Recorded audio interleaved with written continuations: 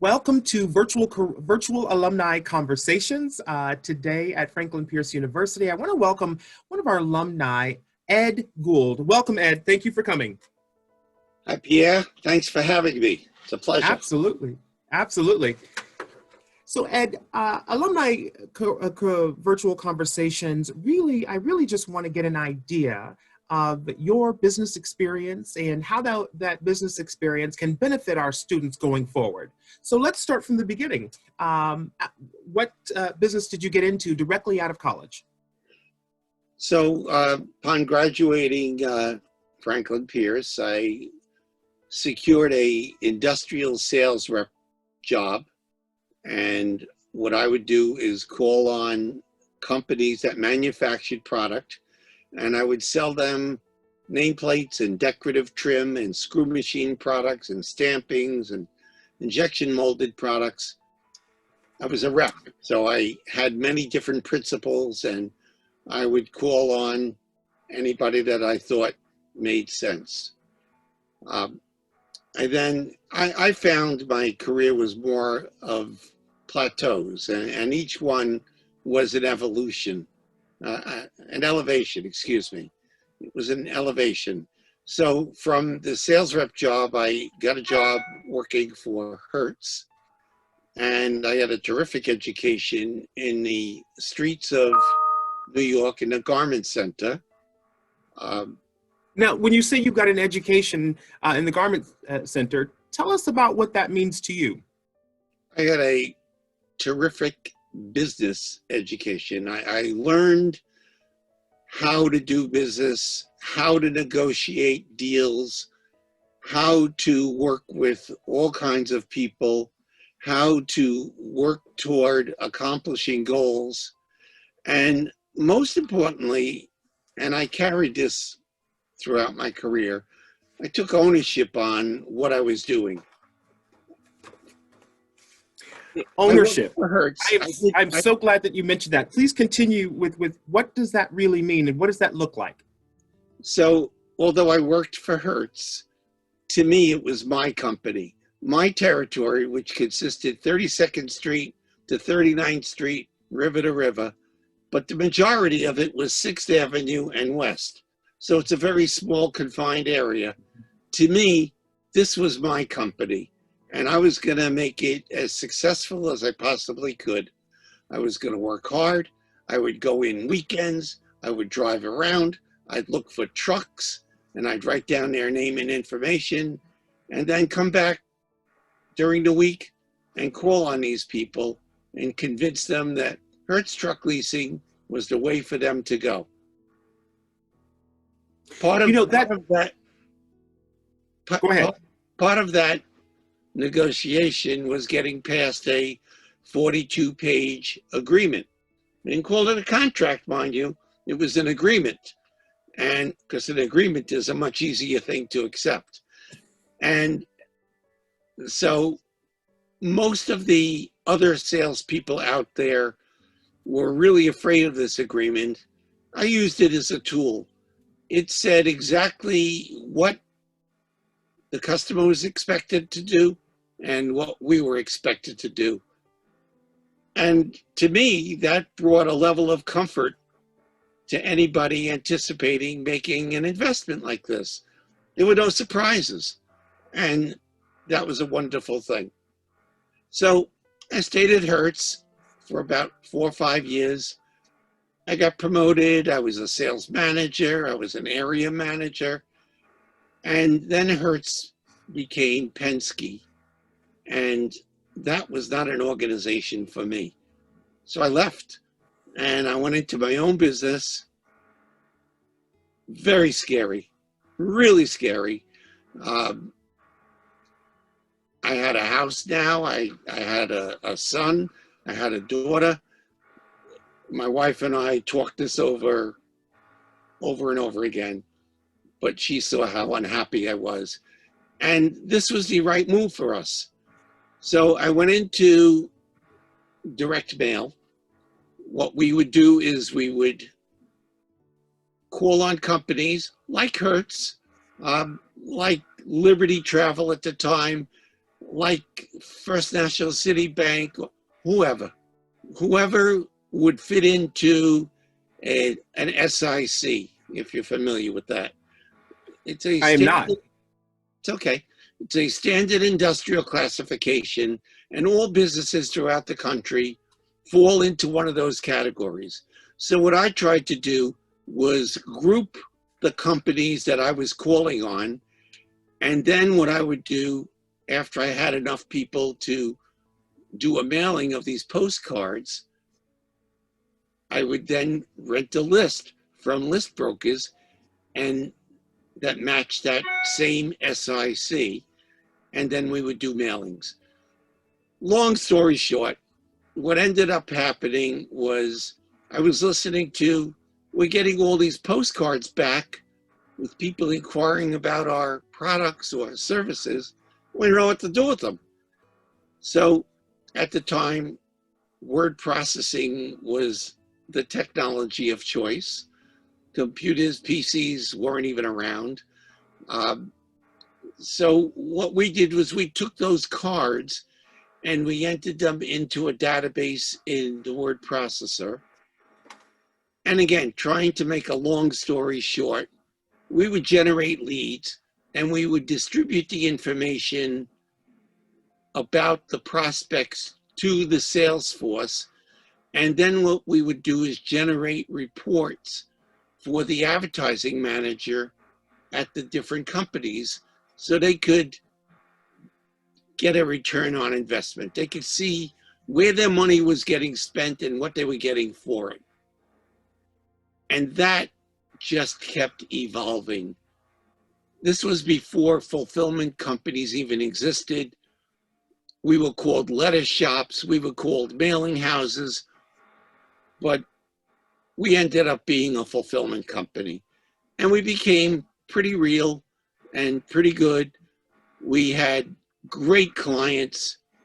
I learned early on, I want to be talking to large companies that would be willing to enter into an agreement, see if this strikes familiar.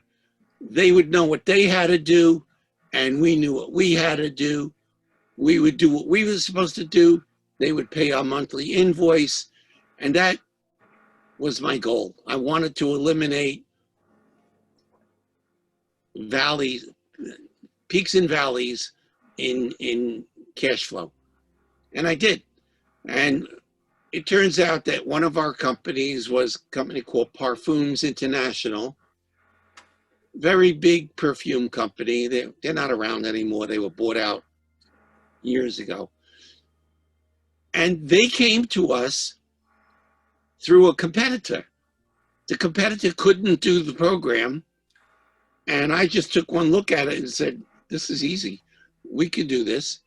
And what we did was we backed up a trailer in one bay of our building, and we backed up another trailer into the other bay of the building, and we put a circular conveyor line there. We brought, at the time then it was PCs, we brought a PC out there and we brought printers out there, and as the product came off one conveyor from one trailer, we printed out the labels and pushed it onto the other trailer. It seems to me, though, that your career has been shaped by your ability to see opportunity and to fill in the gaps for your businesses. Is that correct? Yes, we were problem solvers. I mean, we give me your problems, please. We would talk to our clients and we'd listen to what kind of problems are they having. And no matter what they threw at me, I would always say yes. I'd go home, I'd talk to my partner, I'd talk to our people, and we'd come up with what we thought was a logical solution. And we would put it into, I'll call it a marketing plan. It was always an agreement. And it said who they were and who we were, what they wanted and what we wanted, and what the structure was going to be and how we were going to accomplish it. and how they were going to pay for it and when the invoices were due, all written out. And we would do it. What I found was the easiest thing for me to sell these deals was to say to the clients, well, what do you want? How do you want your reports to look? Who do you want your reports to go to? And everybody had something different. So one of my first clients was Nikon, and to this day, I still deal with them. And when I signed them up, they told me what they wanted. So naturally, another client that was early on was Olympus, because I went from one to the other. And I said, this is what your competition is doing. Don't you think you ought to be on the same page? And then in the New York area, you've got Olympus, you've got Nikon, you've got Zeiss, you've got Leica. And I called on all of them. And I said to them, this is what your competition is doing. Tell me what you want, and that's what we're going to give you. And we did. And it was great. And we loved it. And we were very successful. We ended up buying our own building. It was a much bigger building than we started in. And that's a great piece of information that I need to share. You need to be approaching your future from more than one direction. One of my failures was coming out of school. I had no direction. I had no idea. I wanted to be a buyer of advertising specialties. I didn't even know what it meant. But I learned to develop direction. I learned to put structure to what I wanted to accomplish and how I wanted to accomplish it. So where am I going with this? So I had the fulfillment business, but what if that business went under? How was I going to take care of my family? So in my mind, the most important thing to do was bring stability. And what's the root of all investment? Real estate. So we went and bought a building on a handshake, mind you. I didn't have any money to put down. We just got real savvy at what we were doing. And we were able to make a deal with a fellow who was retiring. And he had this building, which I can show you. It was god awful. I mean, there were holes in the roof. Water was pouring in. It was disgusting. But it was a building. And with sweat equity, we were able to take it and make it into a beautiful building. And 10 years later, we sold it at a very nice profit. And quite frankly, that's what gave me my retirement. The fulfillment business kind of evolved away. The companies that I was doing business with moved away or went out of business, but the building lasted.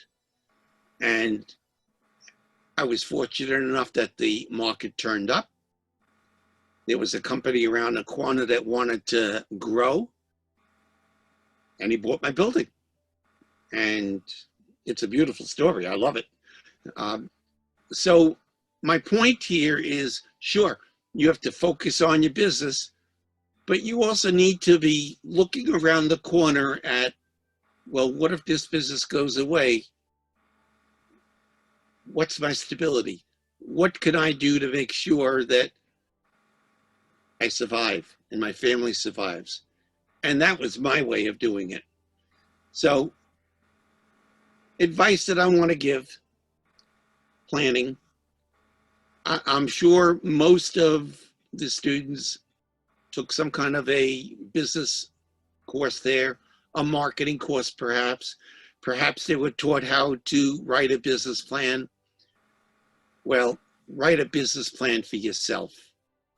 Sit down and understand where you want to get and what separates you from all the other people.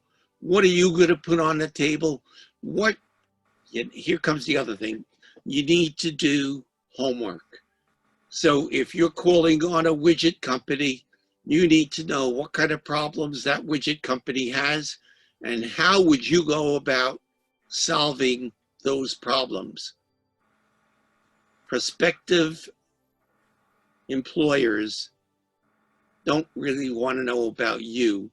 They want to know about what you can do for them. And that's really important. Don't sit there and brag.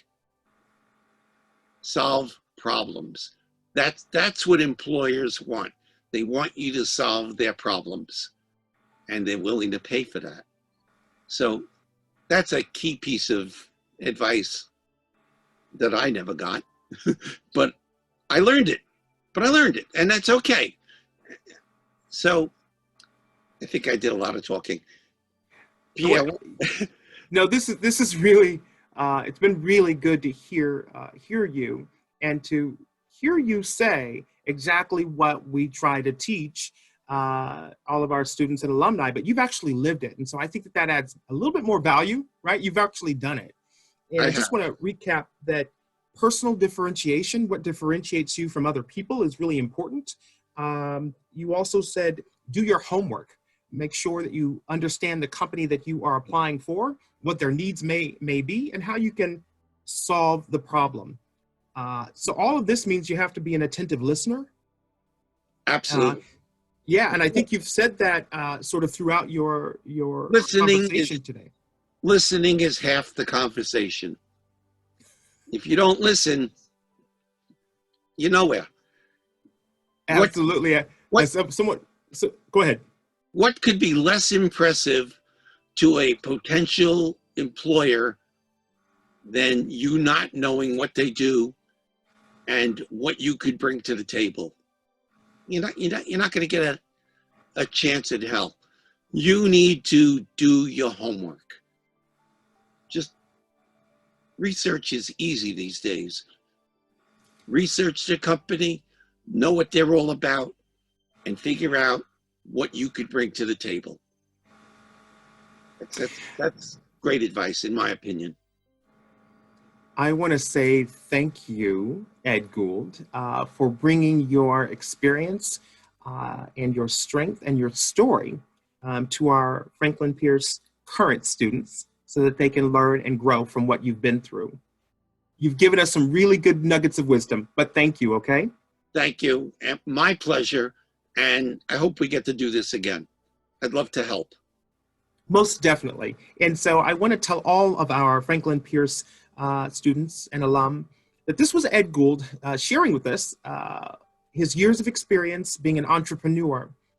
Ed Gould will also be available to our students and alum who would like to reach out to him. He will be joining our mentorship organization and platform. So if you'd like to talk with Ed Gould a little bit more about his experiences and how he might be able to coach you into your success, into your career goals, look out over the next coming months for our Pact career platform, and you can get his information from there. Ed, I want to say thank you again so much, and we'll be in touch very soon, okay? Awesome. Thank you. All right. Take care. Bye-bye. Bye-bye.